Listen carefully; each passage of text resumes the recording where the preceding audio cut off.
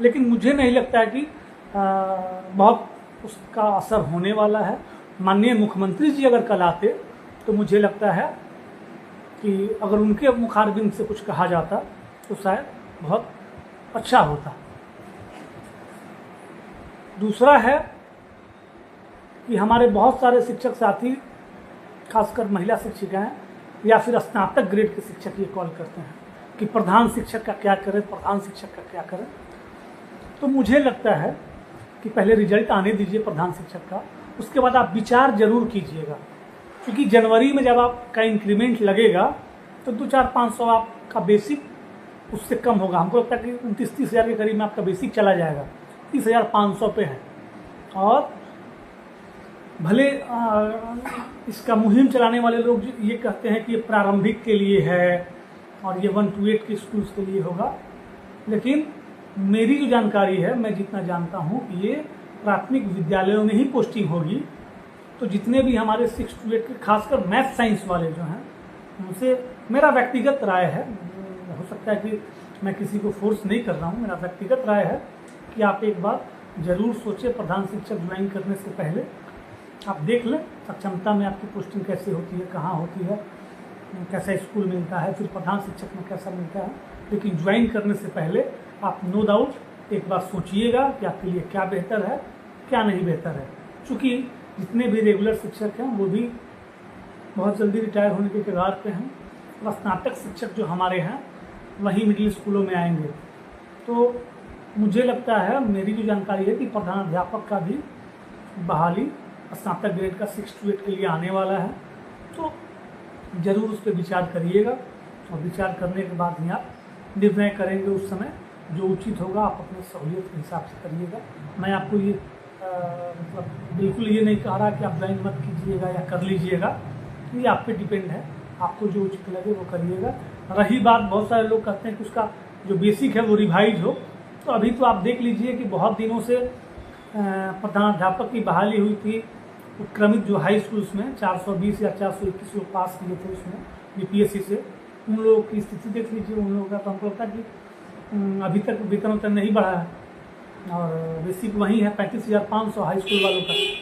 तो यही सारी बातें हैं। दूसरा है कि बीपीएससी वाले बहुत सारे शिक्षक ये पूछ रहे थे कि उनको जो बढ़ा हुआ वेतन इंक्रीमेंट नहीं लग रहा है, या जो HRA बढ़ा हुआ है वो नहीं मिल रहा है, मतलब हाउस रेंट। तो मेरी बात हुई है डिपार्टमेंट में, अभी जिस पोर्टल से हम लोग का भुगतान होता है उसमें वो ऑप्शन ही नहीं आ रहा है। शायद मुझे लगता है कि वो जो ट्रेनिंग वाला जो लोचा है, सर्टिफिकेट अपलोड करने वगैरह वाला, ये डिपार्टमेंट कंफर्म कर लेता है, उसके बाद बढ़ा हुआ जो पैसा है वो एरियर के रूप में मिलेगा सबको।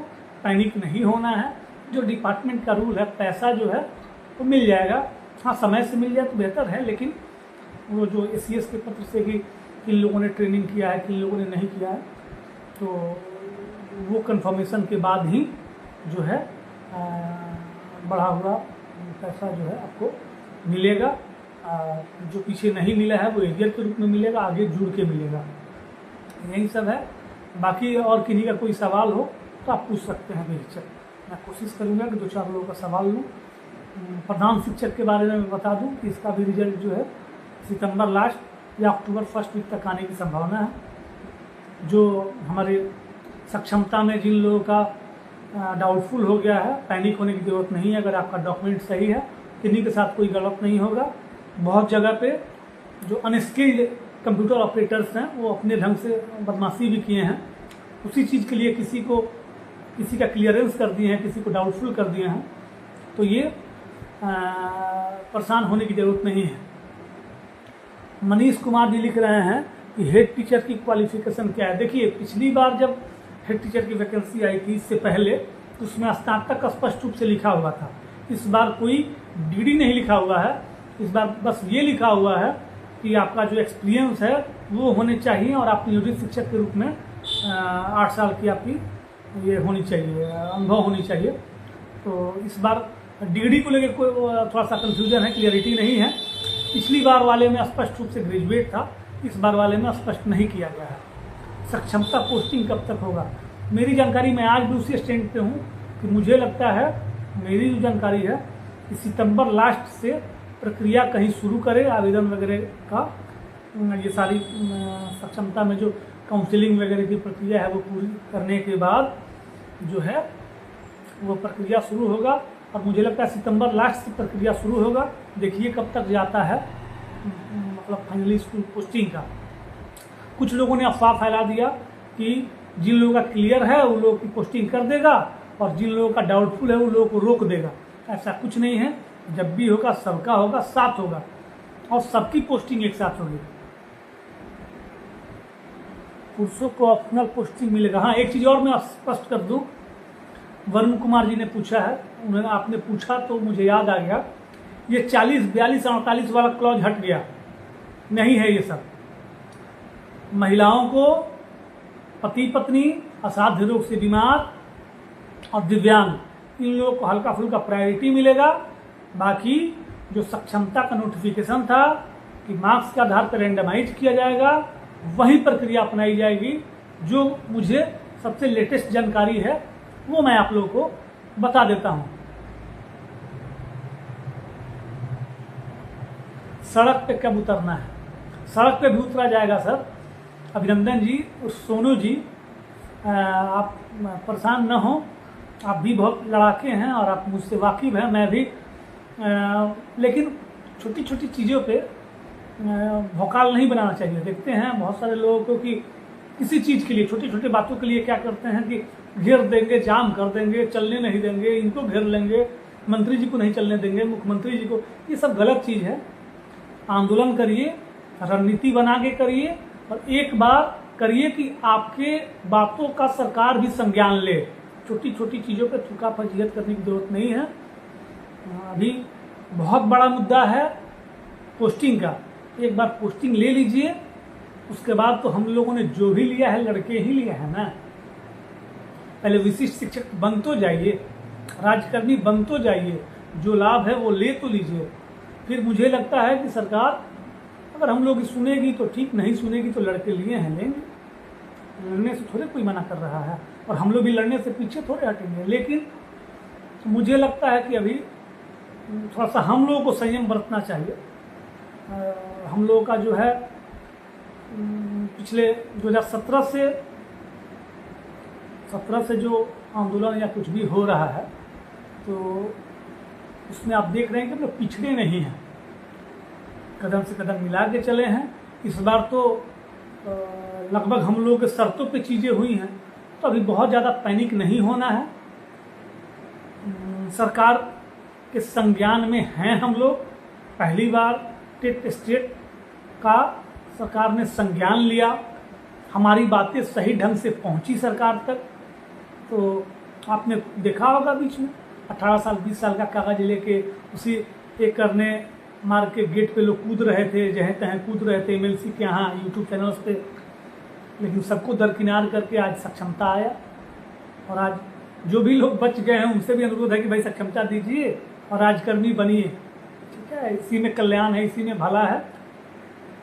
बाकी बेवजह का मतलब लाठी पटकना भी नहीं है। इंतजार कीजिए, कोई भी काम और रणनीति से होता है। अगर हम लोग शिक्षक हैं, अपने आप को चाणक्य का वंशज कहते हैं, तो चाणक्य छोटी छोटी बातों पर उतावला नहीं होते थे।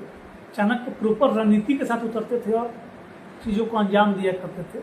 होने दीजिए ना, चीज़ों को होने दीजिए। हो रहा है सब अच्छा नहीं होगा, करने की बात नहीं है, सब बेहतर होगा। मुझे लगता है कि एसीएस महोदय भी काफ़ी संजीदा हैं, अच्छे व्यक्ति हैं। जो करेंगे अच्छा करेंगे, बेहतर होगा, सब चीज़ अच्छा होगा।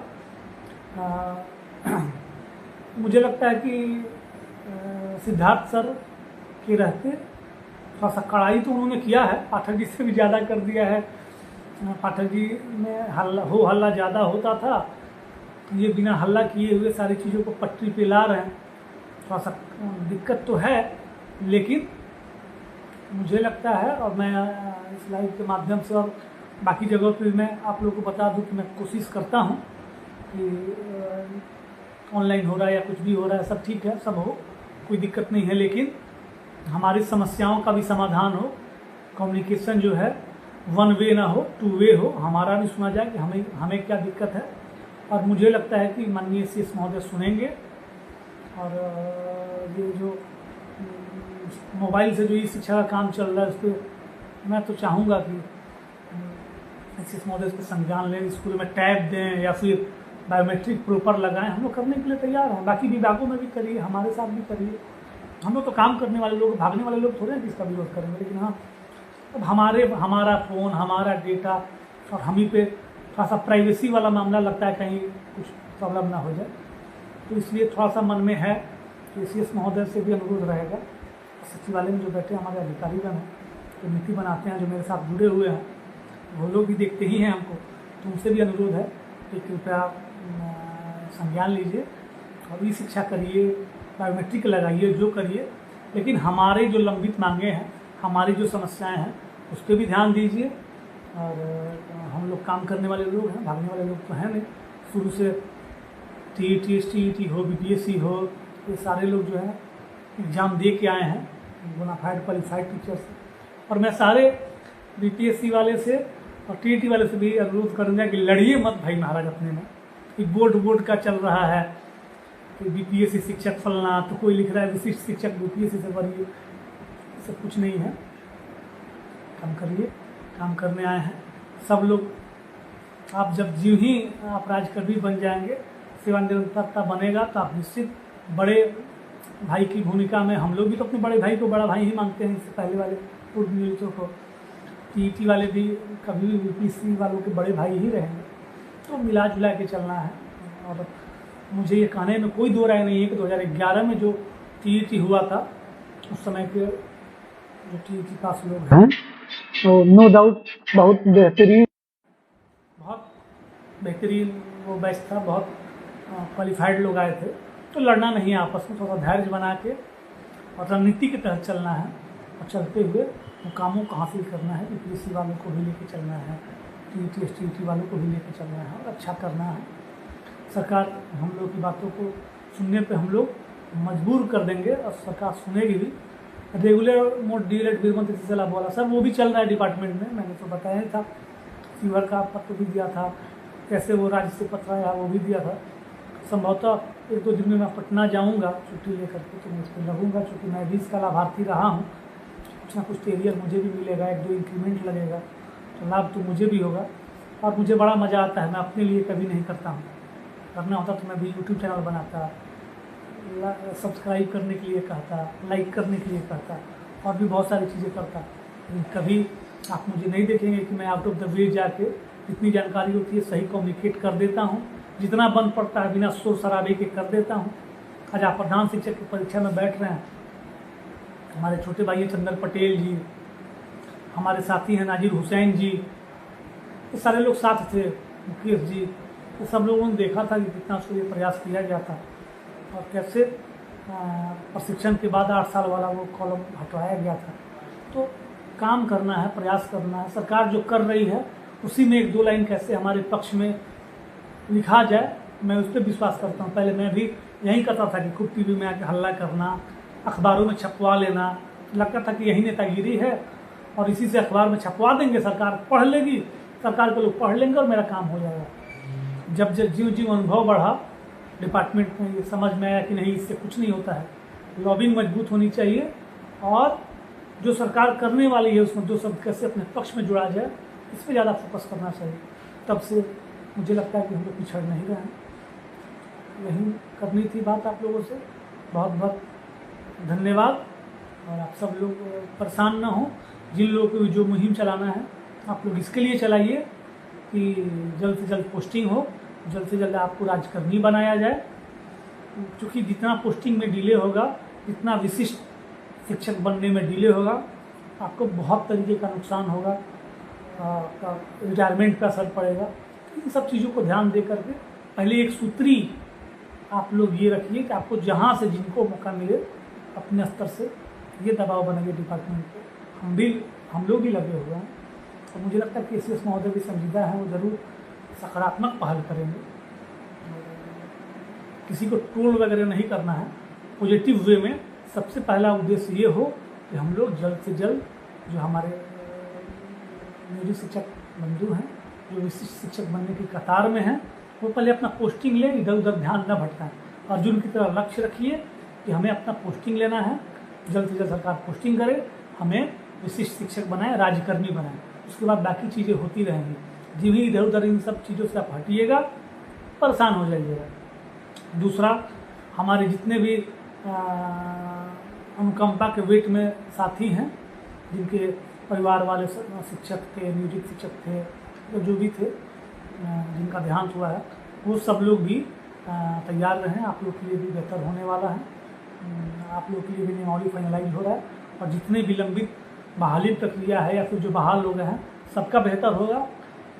आप सब लोग अपने जो मृत परिजन हैं शिक्षा विभाग से, उनका सारा डॉक्यूमेंट जो है वो इकट्ठा कर लीजिए और उनसे रिलेटेड, और इकट्ठा करके ये क्या कहते हैं उसको, अपना मतलब प्रिपेयर रखिए। कभी भी आपको आपसे मांगा जा सकता है, आप दावा आपका पेश करेंगे और आपका ये होगा।